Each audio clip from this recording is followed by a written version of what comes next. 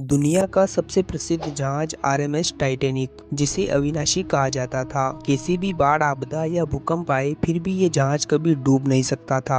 10 अप्रैल 1912 को RMS Titanic England के Southampton से न्यूयॉर्क के लिए अपनी पहली यात्रा पर रवाना होता है और 14 अप्रैल की रात को यह विशालकाय टाइटैनिक जहाज अटलांटिक महासागर की गोद में समा गया और अपने पीछे कई रहस्यों को छोड़ गया। इस टाइटैनिक जहाज को इस तरह से बनाया गया था कि यह कभी डूब नहीं सकता था, लेकिन इसका यह घमंड इसकी पहली यात्रा में ही चकनाचूर हो जाता है। इस ऐतिहासिक घटना को कभी भुलाया नहीं जा सकता, जो अपने पीछे कई अनसुलझे रहस्यों को छोड़ गया। नमस्कार दोस्तों, मैं हूं आपका दोस्त मुकेश लववंशी। स्वागत करता हूं आपका एएम रिसर्च में। 10 अप्रैल 1912 को साउथहैम्पटन से न्यूयॉर्क जाने के लिए आरएमएस टाइटैनिक तैयार होता है। इस विशालकाय टाइटैनिक को देखने के लिए वहां पर लाखों की संख्या में लोग उमड़ पड़े थे और इतनी भीड़ टाइटैनिक को देखने के लिए क्यों न आती, जब टाइटैनिक था ही इतना भव्य। ये जहाज 269 मीटर लंबा था और इसकी 53 मीटर ऊंचाई थी, यानी कि 8 मंजिला इमारत जितना बड़ा था। ये जहाज बाहर से जितना खूबसूरत लग रहा था, उससे कई ज्यादा आलीशान तो ये अंदर से था। इस लग्जूरियस जहाज में 2 बड़े बड़े ground stadiums, 4 restaurants, library, heated swimming pool, gym, electric boat, Turkish boat और बार्बर शॉप इत्यादि थे, जैसे कि टाइटैनिक एक चलता फिरता किसी राजा का महल हो। इसके अलावा इसकी सेफ्टी भी इतनी मजबूत थी कि इसका दूसरा नाम ही अनसिंकेबल था, यानी कभी न डूबने वाला जहाज। और वास्तव में इसको ऐसे ही अनसिंकेबल जहाज यूं ही नहीं बोला जा रहा था, क्योंकि इसको बनाया ही इस तरह से गया था। इसमें डबल बॉटम हल का इस्तेमाल किया गया था। हल यानी जहाज के इस बाहरी आवरण को बोला जाता है, जो जहाज को मजबूती देता है। यह जहाज की रीढ़ की हड्डी होती है। इसके अलावा टाइटैनिक को और भी ज्यादा मजबूती देने के लिए टाइटैनिक के इस निचले वाले हिस्से बॉटम में डबल हल का उपयोग किया गया था, क्योंकि अगर टाइटैनिक किसी अंदरूनी चट्टान या कहीं टकरा जाता है तो इसका दूसरा वाला हल इसे डूबने से बचा लेता है। टाइटैनिक को 16 वाटर टाइट कंपार्टमेंट में डिवाइड किया गया था। जहाज का यह निचला वाला भाग शिप का मेन पर्सन होता है, जो कि पानी के अंदर चलता है। मान लेते हैं कि अगर जहाज के इस मेन वाले हिस्से में कोई छेद हो जाए तो धीरे धीरे जहाज में पानी भर जाएगा और जहाज डूब जाएगा। लेकिन टाइटैनिक के इस निचले वाले हिस्से को 16 बॉटम कंपार्टमेंट में बांटा गया था, जिससे कि अगर जहाज कहीं साइड से टकरा कर लीकेज होता है तो केवल पानी उसी कंपार्टमेंट में भरेगा जो क्षतिग्रस्त हुआ है, और बाकी के कंपार्टमेंट में पानी नहीं भरेगा और टाइटैनिक डूबने से बच जाएगा। और टाइटैनिक इतना बड़ा जहाज था कि अगर इसके 16 कंपार्टमेंट में से 4 में भी पानी भर जाए फिर भी ये डूबने वाला नहीं था, और ऐसा होना भी असंभव था कि इसके एक साथ 4 से ज्यादा कंपार्टमेंट्स डैमेज हो जाए। इस वजह से इस जहाज को अनसिंकेबल जहाज बोला जाता था। आरएमएस टाइटैनिक जहाज को व्हाइट स्टार लाइन कंपनी ने बनाया था। 31 मार्च 1909 में टाइटैनिक जहाज को बनाना शुरू किया था और 2 अप्रैल 1912 में टाइटैनिक पूरी तरह से बनकर तैयार हुआ था, यानी 3 साल में टाइटैनिक जहाज बना था। और 10 अप्रैल 1912 को इसे अपनी पहली यात्रा के लिए तैयार किया जाता है। इस जहाज में बड़े बड़े लोग सवार थे, तो कुछ लोग अपने नए जीवन की शुरुआत करने के लिए अमेरिका जाने के लिए तैयार थे। इस जहाज के कप्तान थे 62 साल के एडवर्ड जॉन स्मिथ, जो कि एक बहुत ही अच्छे अनुभवी कप्तान थे, और ये इनका आखिरी सफर था। इस यात्रा के बाद ये रिटायर्ड लेने वाले थे। इस जहाज में टोटल 2224 पैसेंजर्स और क्रू मेंबर्स थे। साउथहैम्पटन से न्यूयॉर्क जाने में 7 से 8 दिनों का समय लगता था, लेकिन व्हाइट स्टार लाइन कंपनी चाहती थी कि यह जहाज सिर्फ 6 दिनों में ही न्यूयॉर्क पहुंचे। इसलिए टाइटैनिक के कप्तान एडवर्ड जॉन स्मिथ को फुल स्पीड से चलाने के इंस्ट्रक्शन मिले हुए थे, और इसको बनने के बाद ना ही इसका कोई ट्रायल टेस्ट और ना ही एक्सपेरिमेंट किया गया था, लेकिन फिर भी इसको एक लंबी यात्रा के लिए तैयार किया जाता है। लेकिन इसका एक कारण भी था। दरअसल व्हाइट स्टार लाइन कंपनी की एक और शिप थी, आरएमएस ओलंपिक, जो कि टाइटैनिक जैसी ही दिखती थी, लेकिन टाइटैनिक से थोड़ी छोटी थी, जिससे कि टाइटैनिक को ओलंपिक की बहन बोला जाता था। मार्च 1912 में ओलंपिक में कुछ खराबी आ जाती है। इस वजह से ओलंपिक बंदरगाह पर सही होने के लिए चली जाती। अब ये शिप इतनी बड़ी होती है कि इनको सही होने में कई महीनों का समय लग जाता था, और इतने महीनों में व्हाइट स्टार लाइन कंपनी का बिजनेस बंद पड़ जाता। इसलिए अपने बिजनेस को चालू रखने के लिए नई शिप टाइटैनिक को लॉन्च करने का फैसला किया। अब टाइटैनिक एक नया जहाज था, इसलिए इसमें इसमें कुछ अनुभवी लोगों का होना बहुत ही जरूरी था। इसलिए टाइटेनिक के क्रू मेंबर्स में ओलंपिक के अच्छे अनुभवी लोगों को शामिल किया गया। टाइटेनिक का एक ऑफिसर था डेविड ब्लेयर, जिसको हटा दिया गया था और इसकी जगह पर ओलंपिक का एक नया मेंबर्स आ गया था। जब डेविड ब्लेयर शिप को छोड़कर अपने घर जा रहा था, तब वह गलती से अपने लॉकर की चाबी अपने साथ ले आया और दुर्भाग्यवश टाइटेनिक में एक लौता दूरबीन भी उसी लॉकर में बंद था।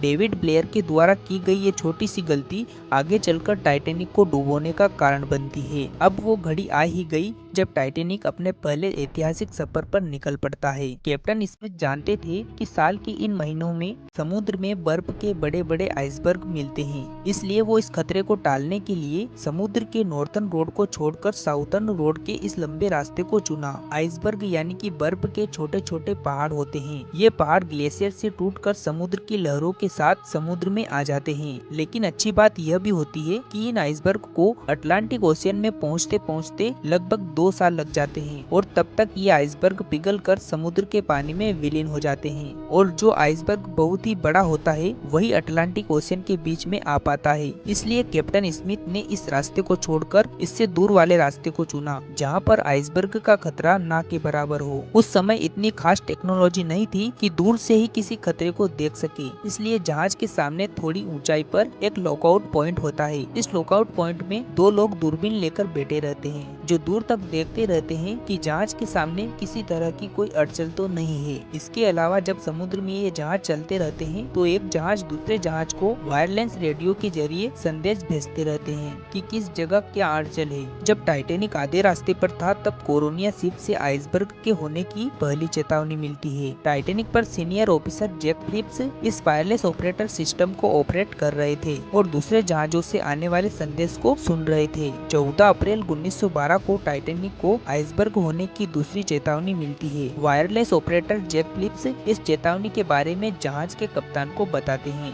जब कैप्टन स्मिथ ने जहाज के मालिक जोसेफ ब्रूस स्मे को आइसबर्ग के मिलने की चेतावनी के बारे में बताया गया तो ब्रूस स्मे ने इस चेतावनी को नजरअंदाज कर दिया, क्योंकि उनका मानना था कि समुद्र में आइसबर्ग का मिलना एक आम बात है और इतने बड़े जहाज के सामने आइसबर्ग कुछ भी मायने नहीं रखते। और ब्रूस स्मे नहीं चाहता था कि टाइटेनिक की स्पीड कम हो और जहाज 6 घंटों के बाद पहुंचे। इसके बाद भी टाइटेनिक को आइसबर्ग की 5 बार और चेतावनियां मिलती है। टाइटेनिक को आखिरी चेतावनी जो मिलती है वो एसएस कैलिफोर्निया शिप के जहाज से मिलती है। घनघोर काली रात हो चुकी थी और लॉकआउट पॉइंट पर बैठे 2 जवानों के पास दूरबीन भी नहीं था, जिससे कि वो दूर से ही सामने आने वाली अड़चन को देख पाए। टाइटेनिक अपनी फुल स्पीड से चल रहा था, लगभग 40,000 किलोमीटर प्रति घंटे की रफ्तार से, और आइसबर्ग अभी टाइटेनिक से 20 घंटे की दूरी पर था। अपनी फुल स्पीड में टाइटेनिक समुद्र के पानी को चीरते हुए ऐसे जा रहा था जैसे कि वो समुद्र का राजा हो, बिना इस बात की परवाह किए कि जिस रास्ते से हम जा रहे हैं उस रास्ते में बर्फ की एक बहुत ही बड़ी चट्टान है। रात के 11:30 हो रहे थे और टाइटेनिक आइसबर्ग से 6 किलोमीटर की दूरी पर ही था। टाइटेनिक 40 घंटे प्रति सेकंड की रफ्तार से चल रहा था, यानी कि अगले 10 मिनट में यह आइसबर्ग के पास पहुंचने वाला था। टाइटेनिक में बैठे 2 बहादुर लोग फ्रेडरिक फ्लीट और रेजिनल ली रात के ठंडे मौसम और घनघोर काली रात में टकटकी लगाए जहाज के सामने आने वाली अड़चनों को देख रहे थे। इनके सामने मुसीबत ये थी कि ये जहाँ पर बैठे थे उस जगह ठंडी हवाओं का सामना कर रहे थे, जिसके कारण उनकी आंखों में आंसू आ रहे थे और इनके पास दूरबीन भी नहीं था जिससे कि ये दूर की चीजों को देख सके। रात के 11:39 पर लॉकआउट पॉइंट पर बैठे फ्रेडरिक फ्लीट को दिखाई देता है कि सामने एक आइसबर्ग है। उसने तुरंत 3 से 4 बार घंटी को बजाया और ब्रिज पर मौजूद ऑफिसर को फोन कर बताता है कि सामने बहुत ही बड़ा आइसबर्ग है, जल्दी से जहाज को लेफ्ट साइड में मोड़ो। ब्रिज पर मौजूद ऑफिसर विलियम ने तुरंत एक्शन लेते हुए जहाज को रोकने के लिए फुल स्पीड में रिवर्स में इंजन को चालू कर दिया और तेजी से जहाज को लेफ्ट साइड में मोड़ने लगा। लेकिन अब तक बहुत देर हो चुकी थी। रिवर्स इंजन चालू करने के बाद भी इसे रोका नहीं जा रहा था। इतना बड़ा जहाज और कम डिस्टेंस में जहाज को मोड़ा जा रहा था। फिर भी काफी हद तक टाइटेनिक के रास्ते को मोड़ दिया गया, लेकिन फिर भी रात के 11:40 पर टाइटेनिक के आगे का राइट वाला हिस्सा बर्फ की चट्टान से टकरा जाता है ये टकराव इतना जोर से हुआ कि टाइटैनिक में मौजूद सभी यात्रियों को इसने हिलाकर रख दिया और उस टकराव के आगे टाइटैनिक का डबल बॉटम हल कोई काम नहीं आया, क्योंकि आइसबर्ग से जो इम्पैक्ट हुआ वो जहाज के साइड में हुआ था, जहां पर सिंगल लेयर ही लगी हुई थी। जब कैप्टन स्मिथ ने डैमेज हुए नुकसान की जांच पड़ताल की और जहाज में पानी कहां से घुस रहा ये देखा तो कैप्टन स्मिथ शॉक्ड रह गए, क्योंकि जहाज के 6 कंपार्टमेंट डैमेज हो चुके थे और उनमें तेजी से पानी भरता जा रहा है। यह देखकर कैप्टन स्मिथ को समझ नहीं आ रहा कि करे तो क्या करे, क्योंकि जहाज केवल 4 कंपार्टमेंट में पानी भरने तक ही सीमित रह सकता था, लेकिन 6 कंपार्टमेंट में पानी भरने का मतलब था कि अब तक जिस जहाज को कभी न डूबने वाला जहाज बोला जा रहा था अब वो डूब जाएगा। टकराव को अब तक 20 मिनट गुजर चुके थे और रात के 12 बजे कैप्टन स्मिथ ने क्रू मेंबर जेफ फिलिप्स को डिस्ट्रेस सिग्नल भेजने के लिए कहा ताकि आसपास कोई जहाज हो तो उन्हें बचाने के लिए आ जाए, लेकिन वायरलेस ऑपरेटर द्वारा भेजे गए मैसेज आसपास के किसी भी जहाज तक पहुंचा ही नहीं, और पहुंचता ही कैसे, क्योंकि आसपास कोई जहाज मौजूद ही नहीं था। अब तक 6 कंपार्टमेंट्स पानी से भर चुके थे। तभी कैप्टन स्मिथ लाइफ बोट को उतारने का आदेश देते हैं। सभी लाइफ बोट को बाहर समुद्र में उतारने लगे, लेकिन दुर्भाग्यवश इतने बड़े जहाज में सिर्फ 20 लाइफ बोट ही थे और एक लाइफ बोट की क्षमता केवल 65 लोगों की ही थी, तो 20 लाइफ बोट में केवल 1300 लोगों को ही बचाया जा सकता था और जहाज पर 2500 से ज्यादा लोग मौजूद थे और जल्दी जल्दी में बोर्ड में सिर्फ 25 से 30 लोग ही बैठ पा रहे थे और इनमें भी अधिकतर फर्स्ट क्लास वाले लोगों को ज्यादा प्रायोरिटी दी जा रही थी। इधर जैक फिलिप्स लगातार डिस्ट्रेस सिग्नल भेज रहे थे और इनका डिस्ट्रेस सिग्नल सौभाग्य से पास में मौजूद जहाज कारपेथिया को मिलता है। कारपेथिया जहाज से संदेश मिलता है कि हम टाइटैनिक पर मौजूद लोगों को बचाने आ रहे हैं, लेकिन अफसोस कि जब तक कारपेथिया जहाज आएगा तब तक टाइटैनिक डूब जाएगा, क्योंकि कारपेथिया जहाज अभी टाइटैनिक से 107 किलोमीटर दूर है और कारपेथिया जहाज अपनी फुल स्पीड में भी अगर टाइटैनिक के पास पहुंचता तब भी इसको 4 घंटे का समय लगता है। अब सवाल ये है कि क्या टाइटैनिक 4 घंटों तक सरवाइव कर पाएगा। धीरे धीरे टाइटैनिक में पानी भरता चला जा रहा था और टाइटैनिक का आगे का हिस्सा पानी के अंदर धंसता चला जा रहा था और जहाज में मौजूद लोगों में और ज्यादा अफरा तफरी मचती जा रही थी। अब सबको समझ आ गया था कि अब टाइटैनिक डूबने वाला है और सभी अपनी अपनी जान बचाने के लिए लाइफ बोट में चढ़ने लगे और अपनी अपनी जगह बनाने लगे। 1:50 पर जब जहाज से आखिरी लाइफ बोट को उतारा गया तो उसके बाद भी टाइटैनिक में 1500 से ज्यादा लोग बचे थे और जब उनको कोई रास्ता नहीं दिख रहा था तो कुछ लोग तो जहाज से पानी में कूदने लगे, लेकिन समुद्र का पानी भी -2 डिग्री सेल्सियस तक ठंडा था और इतने ठंडे पानी में कोई भी इंसान 30 मिनट से ज्यादा पानी में नहीं रह सकता था। जब कोई भी रास्ता नहीं मिला तो कुछ लोगों ने अपनी मौत को ही स्वीकार कर लिया, लेकिन इधर क्रू मेंबर अभी भी मदद की आस लगाए डिस्ट्रेस सिग्नल भेजे जा रहे थे। आसमान में फ्लेयर्स चला रहे थे ताकि दूर से इन फ्लेयर्स को कोई देख ले और बचाने के लिए आ जाए, लेकिन कोई भी जहाज इनको बचाने नहीं आया। टाइटैनिक में पानी भरने की स्पीड बढ़ती जा रही थी और टाइटैनिक का आगे का हिस्सा पूरी तरह से पानी में डूब गया और पिछला वाला हिस्सा पानी के ऊपर उठने लगा। इधर जैक फिलिप्स अभी भी डिस्ट्रेस सिग्नल भेजने में लगे हुए थे, क्योंकि जैक फिलिप्स अभी भी कारपेथिया जहाज से संपर्क बनाए हुए थे, लेकिन जब जहाज का आगे का हिस्सा पानी के अंदर पूरी तरह से डूब गया तो शॉर्ट सर्किट की वजह से जहाज की सभी लाइट बंद हो गई और जहाज में अंधेरा छा गया। सभी लोग जोर जोर से चीख रहे थे। टाइटैनिक का पिछला वाला भाग पूरी तरह से हवा में सीधा खड़ा था और दबाव ज्यादा बढ़ने से टाइटैनिक बीच में से 2 भागों में टूट गया और रात के 2:20 पर आरएमएस टाइटैनिक अटलांटिक महासागर की गोद में समा गया। कभी न डूबने वाला जहाज अपनी पहली यात्रा में ही महज 2 घंटे 40 मिनट में समुद्र के अंदर चला गया। 1500 से ज्यादा लोग इसके साथ चले गए, तो कुछ लोग जिन्हें पानी में छलांग लगाई थी वे ठंडे पानी में मारे गए। टाइटैनिक के डूबने के 2 घंटे बाद अगले दिन कारपेथिया जहाज बचे हुए लोगों को रेस्क्यू करने पहुंचता है और केवल 706 लोग ही जिंदा बचे थे। 3 दिन के बाद 18 अप्रैल 1912 को रात के 9:30 बजे कारपेथिया जहाज न्यूयॉर्क पहुंचता है, जहां पर 40,000 लोग कारपेथिया का